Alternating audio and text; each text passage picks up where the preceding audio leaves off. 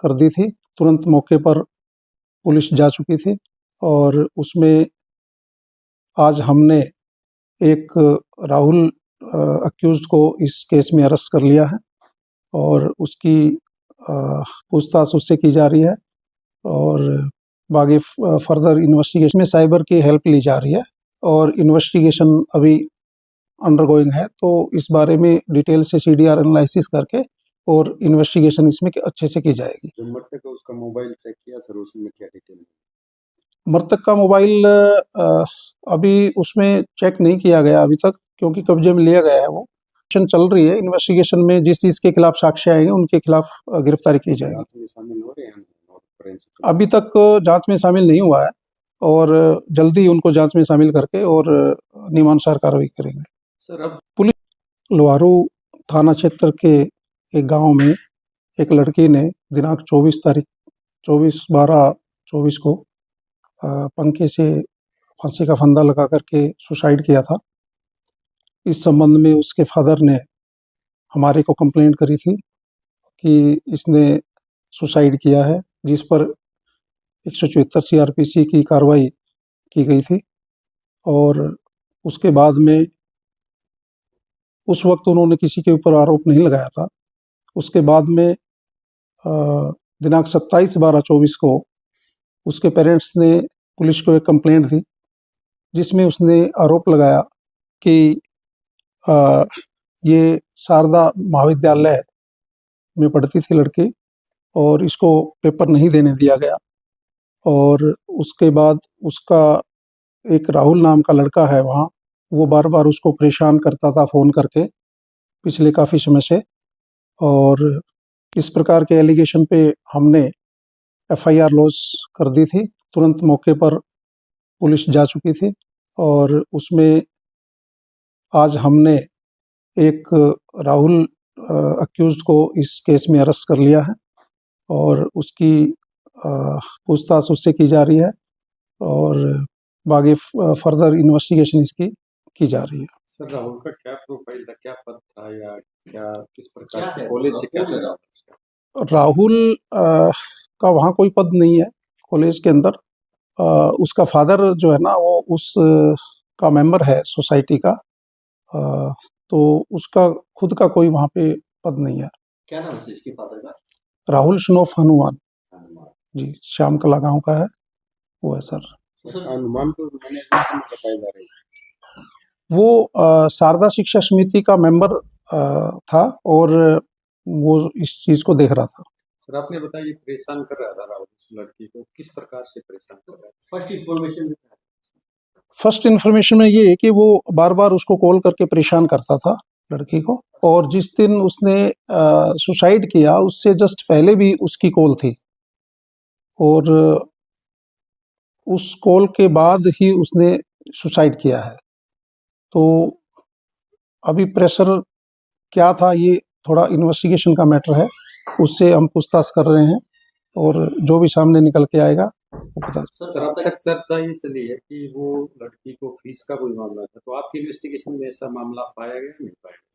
अभी record analysis नहीं किया गया है, रिकॉर्ड अभी लेकर के उसको चेक किया जाएगा फीस के रिलेटेड इसका क्या मैटर है। सर इसमें एक बात हो रही थी कि भी ये जो राहुल है ये कहीं बाहर जॉब करता है, प्राइवेट जॉब, शायद गुड़गांव या कहीं जी।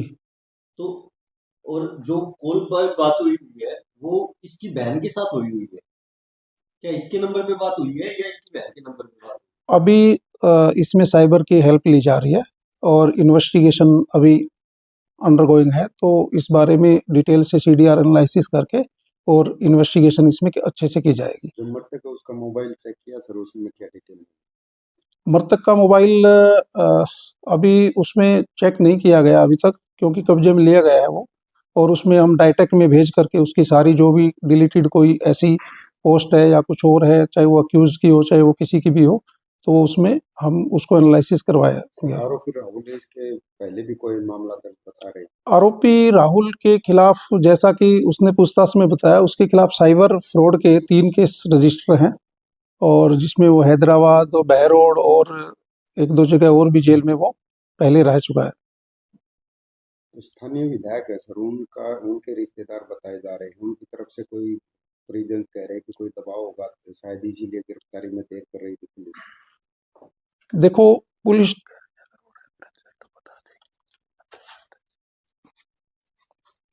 देखो पुलिस बिल्कुल निष्पक्ष जांच करेगी और फैक्ट तथ्यों के आधार पे जांच की जाएगी। इसमें मेरी सुपरविजन में एसआईटी का गठन एसपी साहब के द्वारा किया गया है, तो बिल्कुल निष्पक्ष और सही जांच की जाएगी। जो भी इसमें दोषी होगा उसको बख्शा नहीं जाएगा। और इसमें जहाँ तक किसी एमएलए का नाम है तो वो इस एफआईआर में अभी तक उसके खिलाफ कोई एलिगेशन नहीं है, और इन्वेस्टिगेशन में जो भी चीज़ आएगी वो अच्छे से जांच की जाएगी उसकी। अच्छा सर, इसने कुछ कि इसने कॉल करी है, बार बार कंटिन्यू कॉल करता है, कंटिन्यू इसको कॉल करके परेशान कर रहा है, ये बात साबित हुई है। और इसके बारे में इसका मोबाइल डाइटेक में भी भेजा जाएगा, ताकि इसकी जो भी इसने कोई पोस्ट कंसील्ड करी है या छुपाई है या डिलीट करी है तो सारी एविडेंस में आ जाएगी। तो फीस से रिलेटेड अभी रिकॉर्ड लिया जा रहा है, तो उससे में हम चेक करेंगे उसमें उसका क्या है।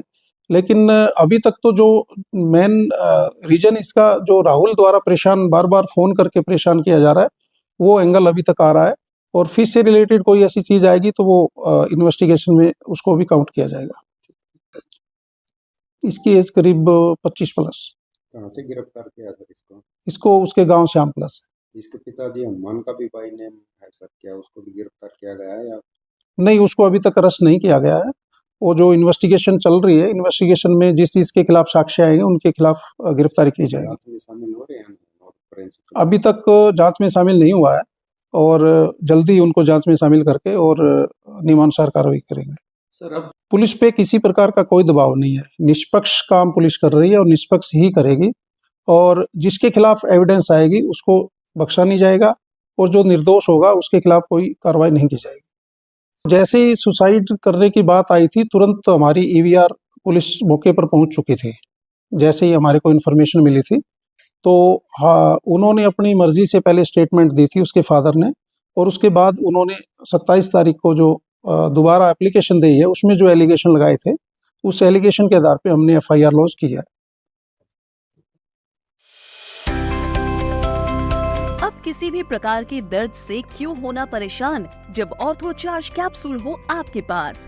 सभी प्रकार के दर्द में आयुर्वेदिक पद्धति पर आधारित रामबाण इलाज। कबीर औषधालय का ऑर्थो चार्ज ऑयल, कैप्सूल और सिरप आपको देता है तुरंत आराम। अनेक प्रकार के दर्द जैसे sciatica, spondylitis, rheumatic pain, arthritis, lumbar pain, सभी दर्द को दूर करने का रामबाण इलाज। 100% आयुर्वेदिक जड़ी बूटियों से बनाया गया ऑर्थो चार्ज कैप्सूल और ऑयल एक बार प्रयोग में अवश्य लाएं। अधिक जानकारी के लिए संपर्क करें।